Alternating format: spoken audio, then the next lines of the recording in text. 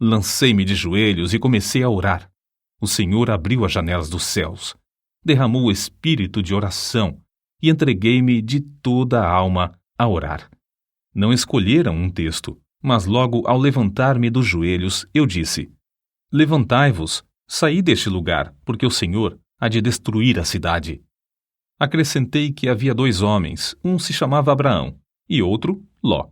Contei-lhes como Ló se mudara para Sodoma. O lugar era excessivamente corrupto. Deus resolveu destruir a cidade e Abraão orou por Sodoma. Mas os anjos acharam somente um justo lá. Era Ló. Os anjos disseram: Tens alguém mais aqui? Teu genro e teus filhos e tuas filhas e todos quantos tens nessa cidade, tira-os fora deste lugar, porque nós vamos destruir este lugar, porque o seu clamor tem engrossado diante da face do Senhor, e o Senhor nos enviou a destruí-lo. Ao relatar estas coisas, os ouvintes se mostraram irados a ponto de me açoitarem. Nessa altura, deixei de pregar e lhes expliquei que compreendera que nunca se realizara culto ali e que eu tinha o direito de, assim, considerá-los corruptos. Salientei isso com mais e mais ênfase e com um coração cheio de amor, até não poder mais conter-me. Depois de eu assim falar, cerca de 15 minutos, parecia ter vindo sobre os ouvintes uma tremenda solenidade, os quais começaram a cair ao chão, clamando e pedindo misericórdia. Se eu tivesse tido uma espada em cada mão, não os poderia derrubar tão depressa como caíram. De fato, 2 minutos depois de os ouvintes sentirem o choque do espírito vir sobre eles, quase todos estavam ou caídos de joelhos ou prostrados ao chão. Todos os que podiam falar de qualquer maneira oravam por si mesmos. Tive de deixar de pregar porque os ouvintes não prestavam mais atenção. Vi o ancião que me convidara para pregar sentado no meio do salão, olhando em redor, estupefato. Gritei bem alto para ele ouvir, apesar da balbúrdia, pedindo-lhe que orasse. Caiu de joelhos e começou a orar em voz retumbante, mas o povo não prestou atenção. Gritei: Vós não estáis ainda no inferno. Quero dirigir-vos a Cristo. O coração transbordava de gozo ao presenciar tal cena. Quando pude dominar os meus sentimentos, virei-me para um rapaz que estava perto de mim. Consegui atrair a sua atenção e preguei a Cristo, em voz bem alta, ao seu ouvido. Logo, ao olhar para a cruz de Cristo, ele acalmou-se por um pouco e então rompeu em oração pelos outros. Depois, fiz o mesmo com um outro, depois com mais outro e continuei assim, tratando com eles até a hora do culto da noite, na aldeia. Deixei o ancião que me convidara a pregar para continuar a obra com os que oravam. Ao voltar, havia tantos clamando a Deus que não pudemos encerrar a reunião, que continuou o resto da noite. Ao amanhecer o dia, alguns ainda permaneciam com a alma ferida. Não se podiam levantar e, para dar lugar às aulas, foi necessário levá-los a uma residência não muito distante. De tarde mandaram chamar-me porque ainda não findara o culto. Só nesta ocasião cheguei a saber a razão de o auditório agastar-se da mensagem. Aquele lugar cognominava-se Sodoma, e havia somente um homem piedoso lá, a quem o povo tratava de Ló. Era o ancião que me convidara a pregar.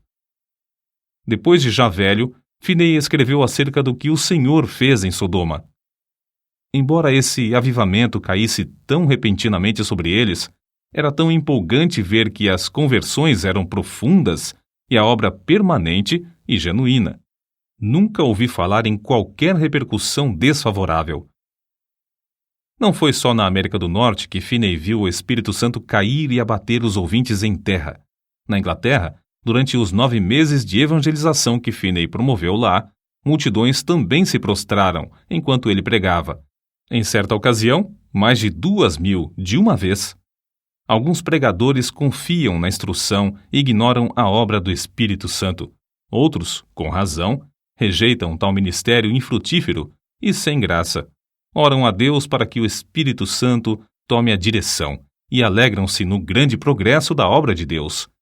Mas ainda outros, como Finney, dedicam-se a buscar o poder do Espírito Santo sem desprezar a arma de instrução e veem resultados incrivelmente mais vastos. Durante os anos de 1851 a 1866, Finney foi diretor do Oberlin College e ensinou a um total de 20.000 estudantes. Dava mais ênfase ao coração puro e ao batismo no Espírito Santo do que à preparação do intelecto. O resultado foi que, de Oberlin, saiu uma corrente contínua de alunos cheios do Espírito Santo. Assim, após o término de uma campanha intensiva de evangelismo e no meio dos seus esforços no colégio, em 1857, Finney via cerca de 50.000, todas as semanas, converterem-se a Deus.